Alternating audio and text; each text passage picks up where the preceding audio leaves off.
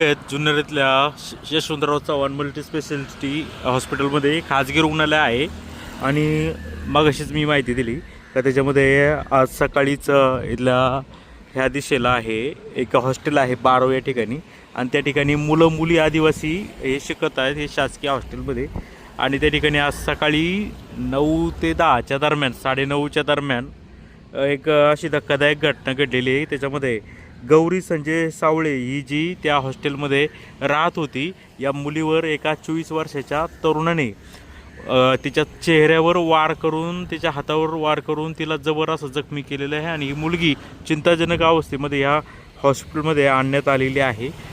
मिळालेली माहिती अशी आहे की त्या मुलीचं नाव गौरी संजय सावळे असं आहे। ती 18 वर्षाची आहे।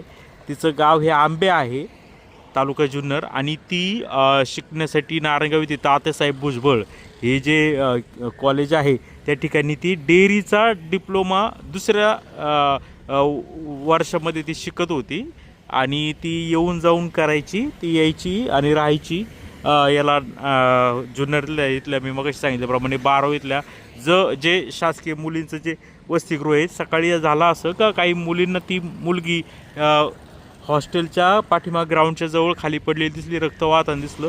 त्यावेळी सगळ्या मुली धावत वगैरे गेल्या।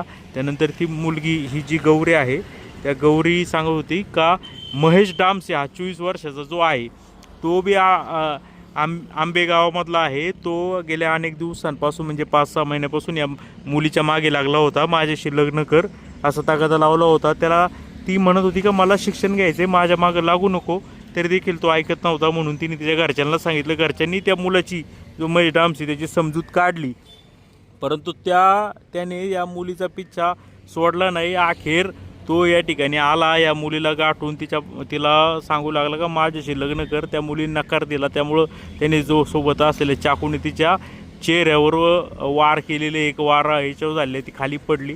ज्यावेळी तिला इथं आणलं तर त्यावेळी ती मुलगी बोलत होती। ती म्हणत होती, मला अशी माहिती दिली, ती म्हटली मला जगायचे, मला माझ्या आईसाठी जगायचं आहे, मला काही होऊ देऊ नका वगैरे ती करत होती। त्या मुलीचे वडील देखील वारलेले आहे।